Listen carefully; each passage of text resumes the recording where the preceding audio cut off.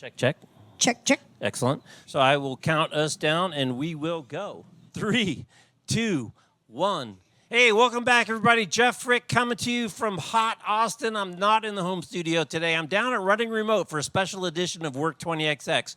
We wanted to come down to the Running Remote show in Austin because this is where all the people that are really at the cutting edge of the future of work are sharing their best practices, giving great talks. And what's nice is that all these lessons and applications and best practices are applicable whether you're fully remote, back in the office, hybrid, or anything in between. So we're excited to have our next guest. She's a Austin local. I asked her she's responsible for the weather, and she's trying to push it off, say no. It's Melinda Stallings, and she is the founder of The Positive Consultant, and she also runs a big event called DisruptHR Austin. Melinda, great to see you. Thank you. It's great to be here. Yeah. I think you should have ordered it at about 10 degrees less, but that's okay. We'll let that lie. Well, you know, I say it's as hot as a barbecue pit here. Well, that's good. We had barbecue last night. It's tasty brisket. Your big theme is leading with positivity. Yeah, exactly. What is that about? Well, that's about just bringing the positive aspect into the world. My tagline is the infinite power of positive. And I think that what we need in leadership and management and employees and just in general is to raise that energy to that positive level. We've gotten into, I think, a cycle of looking for what's wrong instead of what's right. Instead of us asking okay, I'll do it. What's the worst that can happen? Ask, okay, well, let's think, what's the best that can happen?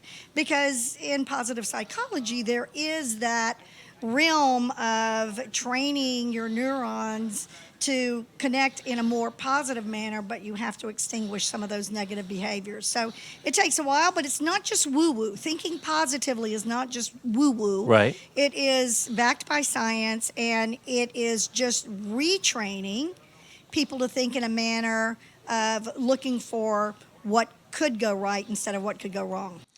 So how do people start to do that practically? I mean, we live in crazy times, right? There's wars and geopolitical issues and unemployment, and we just got through with the COVID pandemic, a word that none of us even knew what that meant before. Yeah. So, and it's obviously easier to see what's wrong. It's easier to complain than suggest solutions. Yeah. So what are the concrete behaviors that people can start to practice and not immediately just go to the negative, but start to shift their point of view to the positive? Yeah, our brains are hardwired for fear, and that's just a reflex that we have so we can protect ourselves, right? So the first thing that we have to do is stop in that moment and say, okay, what is actually going on here? Am I going to be eaten by a dinosaur? Am I going to be attacked by a pterodactyl? That is exactly what happened. That, prehistoric men used that for fight, flight, or freeze. And so in our evolving world, we begin to generalize things that we've had some kind of experience with, a negative experience with, and bring that forward as, well, here's what's going to happen. This is what happened in the past, so here's what's going to happen again in the future. Right. So being aware in that moment and it really is about being still and reframing. But the first thing you have to do is just take a deep breath, assess where you are, what's really happening. And that's challenging for people because we're constantly in motion. And just taking a moment to pause and breathe can seem like an eternity for some people. Right.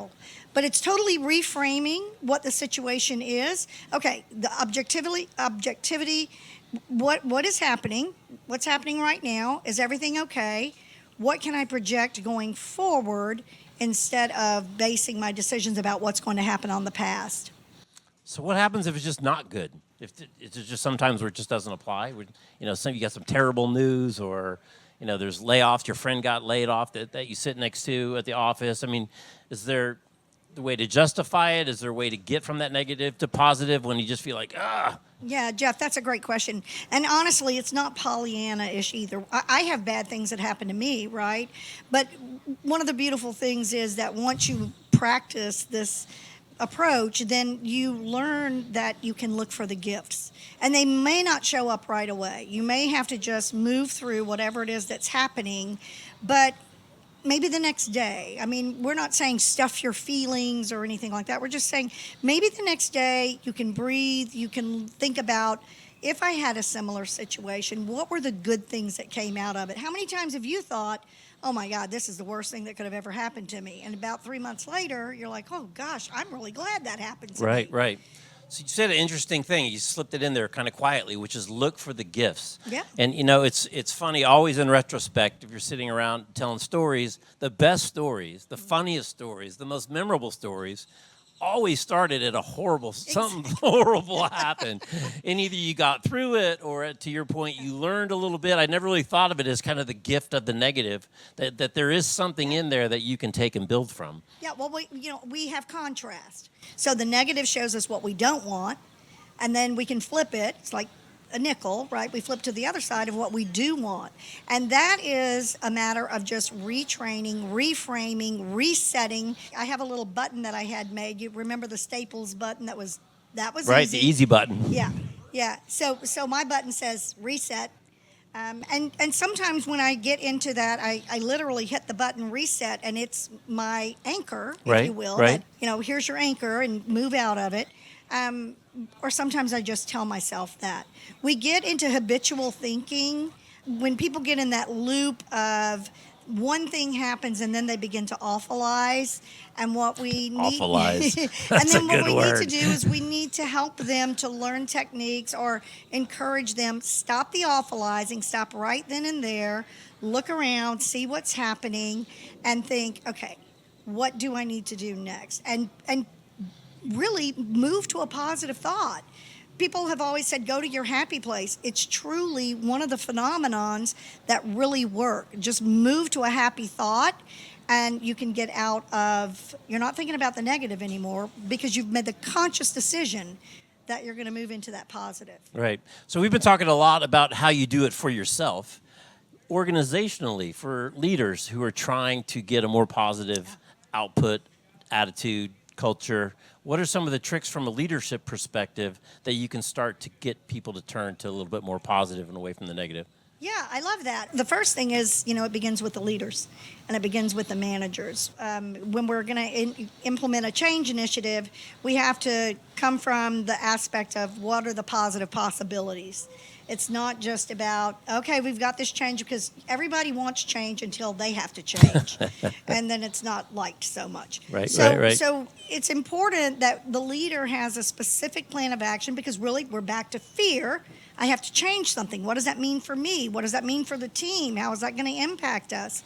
And so when we can give them just some very simple ideas to latch onto, let them talk with us about what things may mean to them. People want to be seen, heard, and understood. And so if I am going to approach a team and say, okay, look, here's what we're going to do in terms of change. There are some things that have been indicated through our metrics, or things that we need to change some things. The first thing they're going to do is how is that going to impact me? But if I can give them the opportunity to voice, okay, specifically, what role did you play in that? Objectively, how could you begin to move the needle on making that a more positive outcome? When we allow people to have buy-in, when we allow them to have a voice, maybe they're not going to 100% be in favor of whatever it is that we do, but they're going to be much more likely to adopt it and move through it because they've had the opportunity to have a voice. Yeah. So it starts from the top as the most important things, Yeah, right? exactly. And modeling the behavior, right? If the boss isn't modeling it, then Model nobody the else is way. going to. Okay, so tell us a little bit about your show, Disrupt HR. Oh. You're running remote. People had nothing but great things to say about you, so Yeah. I don't think they'll mind us giving you a little plug Well, for we appreciate Disrupt that HR very Austin. much. And Disrupt HR loves running remote. It's been a real pleasure to partner with them too and promote running remote. It's been a great event. It has. Such a great vibe. Disrupt HR, this is our 4th event. We started in 2023, resurrected Disrupt HR, and it's a global event. I have the license for Austin, and I have a spectacular team of directors. We're all volunteers, and all of our proceeds, our net proceeds, go to our charity of choice, which is Love Justice International, and it's an anti-human trafficking organization So we're doing good, having fun. So it's a nonprofit. The whole thing's a nonprofit? Basically, Okay. yes. And so we have 12 speakers. They have 5 minutes to present 20 slides that auto advance every 15 seconds. Oh, I've heard about this It's called the somewhere. PechaKucha I've heard Yeah. about that, where And you got to it's go, fun- and the you slides do. are moving. You don't have any control of the No, you slides. have no clicker. It's just And how many going. slides? 20 slides. In how many minutes?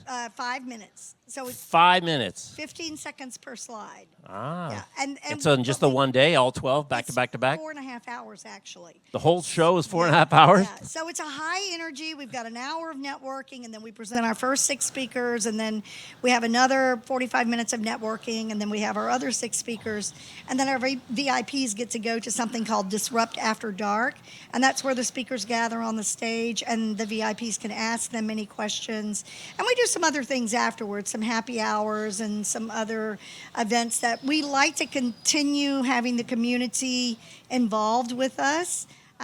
This year we're going to just one per year because I think that we were burning ourselves out, talking about burnout, what we need to do positively. Right. Got to give people rest. We're super excited. I will share that we have over 65 submissions for 12 slots. And what are they?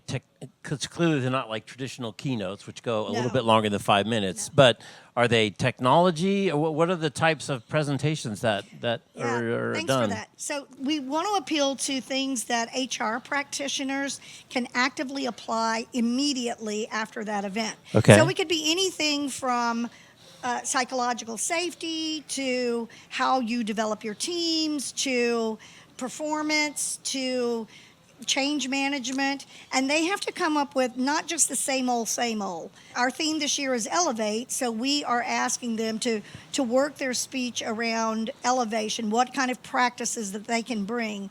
And the beautiful part is we have people from all different genres, so we're getting this great variety of input and ideas, and the audience really benefits from that. We get rave reviews from our audience. Our event keeps getting bigger each year, so that's really our Cool. best form of advertising. So it's like mini TED Talks, kind of. Yeah, it is. It's almost like the TED Talks Okay. of HR. Yeah, cool. Yeah. Well, Melinda, thank you for the time today. Congratulations on the next show. It sounds like it's going to be exciting. 5-minute TED Talk with your slides running every few seconds. That's a little stressful, I It would is imagine. definitely an adventure, that's Yeah. for sure. All right. Well, thanks so again. much, Really Jeff. appreciate it. Appreciate it. All right. Okay. She's Melinda. I'm Jeff. You're watching Work 20XX coming to you live from Austin. It's warm at Running Remote. Thanks for watching. Thanks for listening. See you next time. Take care.